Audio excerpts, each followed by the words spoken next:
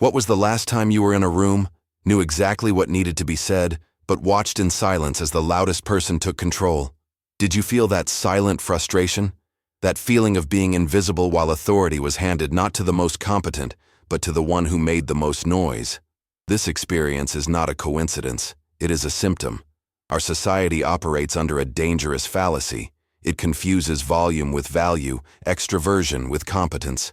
And if you are by nature a quieter, more reserved man, you have been conditioned to believe that you start the social game at a disadvantage. You feel that you need to force yourself to be something you are not, or accept a secondary role, seeing your ideas ignored and your ambitions curbed. I understand this frustration. I validate this feeling of inadequacy because it stems from a wrong premise. What you will learn here today is that your silence is not a weakness. It is an unused weapon. In this video, we will not try to turn you into a loud extrovert. That would be an insult to your nature. Instead, we will decode the psychology of silent power. We will analyze how archetypes of control, like Tommy Shelby, do not dominate by the quantity of their words, but by their weight. You will not learn to talk more. You will learn to use your silence so that when you do speak, the world stops to listen. This is not a class on how to change your personality. It is strategic training on how to transform your quietness into an unshakable force of status and authority. Let's begin. 1. The Great Social Myth. Why we confuse volume with authority. Let's start with the foundation of your frustration. The almost universal belief that whoever speaks loudest is in charge. This is the great social myth that sabotages quiet and competent men. Since childhood, we are programmed with a fundamentally flawed equation. In school, participation was measured by raised hands and quick answers. In the workplace, the culture of noisy brainstorming and meetings dominated by extroverted voices reinforces the same idea. Visibility equals volume. The human brain, to save energy, seeks shortcuts. And the easiest shortcut in a social dynamic is this: the loudest individual must be the most important one. This is a superficial reading of power. And for you, who operates differently, it is destructive. Your silence, which is actually a state of deep observation and processing, is misinterpreted as disinterest, passivity, or worse, incompetence. You feel the pressure to conform, to force a persona that is not yours, just to be noticed. And when you don't, you feel the weight of being overlooked, not for a lack of ability, but for not participating in the theater of extroversion. The truth, however, is that genuine power does not need to announce its arrival. It is felt. Real authority does not scream for attention. It commands it in silence. The validation you seek will not come from trying to win the volume game. It will come when you understand that this is a game for amateurs. Your power does not lie in competing in the noise. It lies in mastering the quietness. And the first step is this: consciously reject the myth. Abandon the guilt for being who you are and understand that you are not at a disadvantage. You are just playing the wrong game. From now on, we will learn the rules of the game you were made to win. 2. Caution.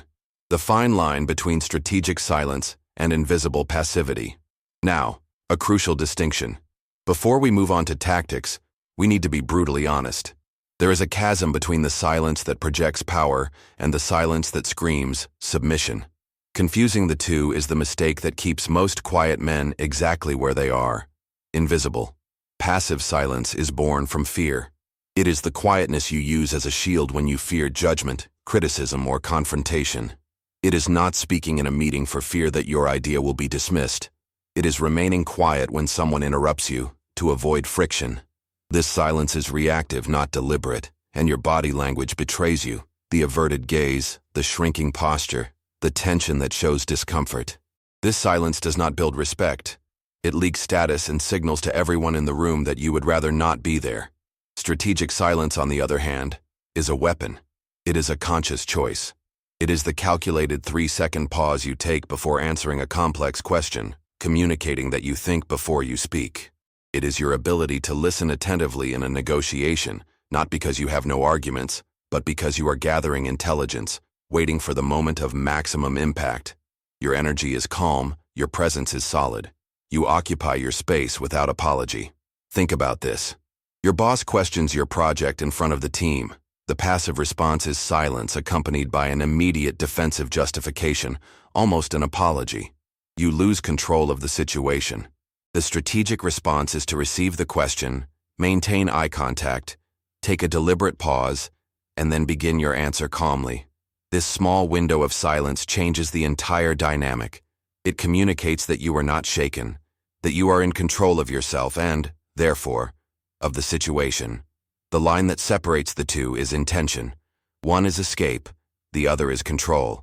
One is self-sabotage, the other is dominance. If you do not master this difference, your silence will always be interpreted as weakness. The goal is not just to be quiet, it is to make your silence intentional. 3. The Predator Principle. Mastering economy of movement to project power. Observe a predator at the top of the food chain, a lion, an eagle. They do not waste energy. Their movements are economical, calculated, and full of purpose. Now, think of the prey. Its energy is nervous, reactive, full of quick and uncertain movements. In human power dynamics, this same biology manifests itself in a subtle way. This is what we call economy of movement. It is the art of communicating dominance and control through intentional stillness. The man who leaks status is in constant motion. He jiggles his leg, fidgets incessantly with his hands, adjusts his clothes. His gaze scans the room seeking approval. His body betrays his anxiety and communicates discomfort. The high-status man, in contrast, masters his own body. His movements are rare and, for that reason, loaded with meaning. His gestures to emphasize a point are slow, deliberate, and final. His posture is solid, anchored to the ground. He does not rush. He occupies his space with a calmness that subtly forces others to adjust to his rhythm. Think of figures of real or fictional power. Think of how a character like Harvey Specter sits in his chair. There is no hurry. His movements are minimal and precise. His calmness and stillness attract more attention than the anxious speech of any opponent. He communicates, without a single word, that time and space operate under his rules. Start to police yourself with an analytical awareness. In your next conversation, where are your hands? Are they resting calmly, or are they restless, looking for something to do? Are your feet firm on the ground, or tapping, releasing tension? Does your body lean forward in a reactive search for connection, or does it lean back in a controlled way, projecting self-confidence? Mastering your physical stillness is the foundation for projecting an authority that dispenses with words. It is a power that is felt in the environment, even before you open your mouth. 4. The surgical strike tactic. How and when to break the silence for maximum impact. If the economy of movement builds your physical presence, your silence accumulates an invisible but potent energy, the attention of others. While everyone in the room spends their words, you become a silent center of gravity. People, unconsciously, begin to wait for your contribution. This vacuum you create with your quietness is a power vacuum. The surgical strike tactic is how you utilize this accumulated attention.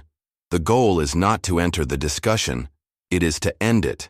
It is not to participate in the noise, it is to define the conclusion.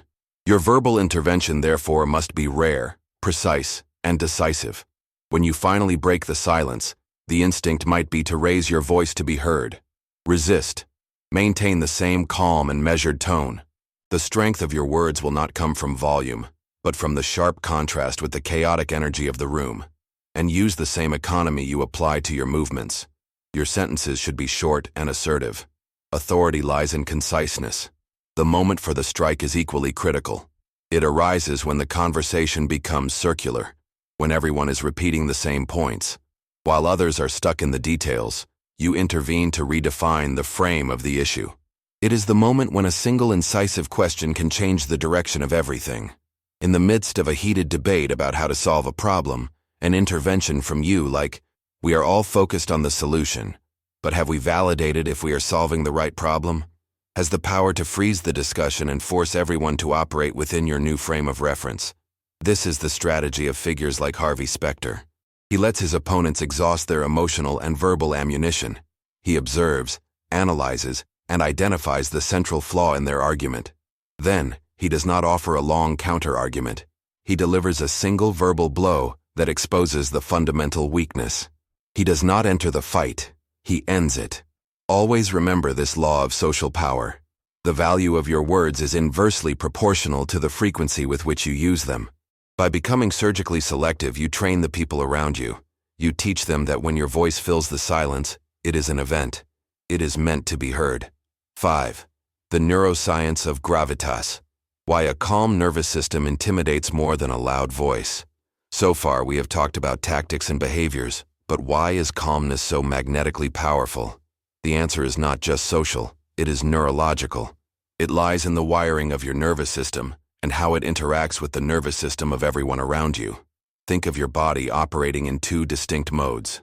The first is the alert and reaction mode, governed by the sympathetic nervous system. When confronted with stress or pressure, your heart races, your breathing becomes shallow, your voice may get louder and higher. It is the fight or flight state. It signals that you are operating at the limit of your capacity. The second is the control and presence mode, governed by the parasympathetic system. Your breathing is deep and regular. Your movements are deliberate. Your mind remains clear. This is a system in balance, which operates with a reserve of power. A loud voice, an immediate defensive response, rapid gestures, all are signs of a nervous system on alert. To the primitive brain of the people around you, this conveys an unequivocal message of weakness. This situation is overwhelming me. In contrast, the man who maintains his nervous system in control mode, especially under pressure, sends a biological signal of pure dominance. He communicates, on a subconscious level, that the situation is not a threat to him, that he possesses more resources than the challenge demands. This is the essence of gravitas. This is where your calmness becomes a weapon. By remaining regulated while your interlocutor becomes reactive and emotional, the status difference becomes a physical fact. Your tranquility can even further deregulate the other person. They feel exposed, almost infantilized by your composure. You did not need to raise your voice. Your self-control won the interaction before the most important words were even spoken. This is the principle understood by interrogators, hostage negotiators, and any master of strategy. True command is not about dominating the external environment. It is about dominating your internal environment. Your calmness is not passivity. It is an active force to which the world is forced to react. 6. Mental model. The observer's frame. Control the interaction by becoming the audience, not the actor. We now arrive at the mental model that ties all these tactics together. It is the internal perspective shift that sustains external power. In any human interaction, there are fundamentally two positions you can occupy, that of the actor on the stage or that of the audience watching. The overwhelming majority of people live their lives as actors. The actor is chronically worried about his performance. What should I say next? Do they like me? Don't show you're nervous. His mental energy is spent in a loop of self-analysis and self-criticism. He seeks the audience's approval, and his sense of worth rises and falls based on their reaction.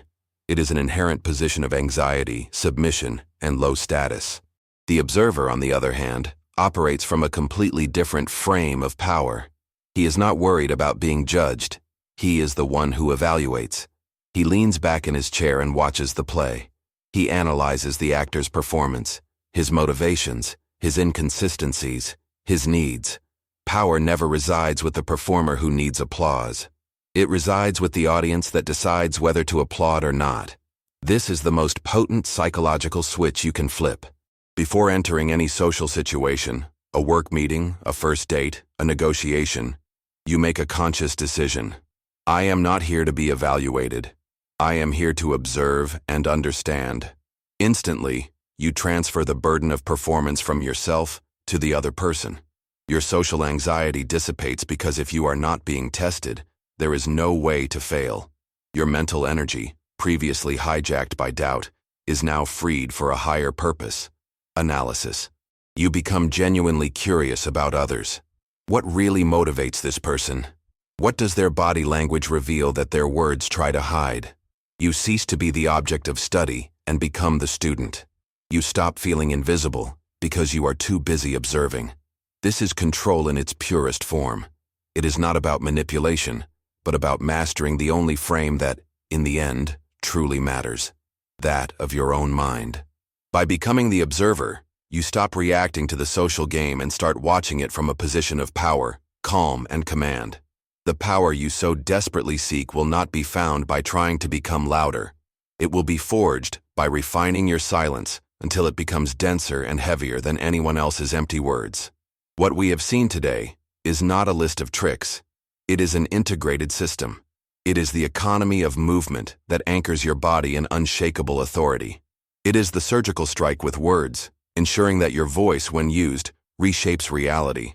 It is the regulation of your nervous system, which makes you the center of calm amidst the chaos. And above all, it is the fundamental shift in your mental model, the transition from an anxious actor to the observer in control. Many of you carry the fear that by applying these techniques, you will become false or manipulative. Understand that the truth is the exact opposite. Anxiety, fear, and the feeling of inadequacy are the real masks that force you to act in a way that is not you. These tools are not a new mask. They are the means by which you remove the old one, allowing your genuine confidence and competence to finally manifest without the blockage of reactivity. Therefore, the final question was never, what do you need to do? The question is, and always will be, who do you need to become? The answer is, the silent strategist, the calm analyst, the man whose presence reorganizes the energy of a room before he even decides to speak. This is not a fleeting performance. It is the construction of a new identity. Now the strategy is passed to you. Which of these principles resonated most deeply? What will be the first conscious step you take to transform your silence into your greatest weapon? Share your tactical analysis in the comments below. If this guide was valuable to you, leave a like and subscribe to the channel to continue mastering the power dynamics that define your success. The real game is played in the silent spaces. It is time for you to start winning.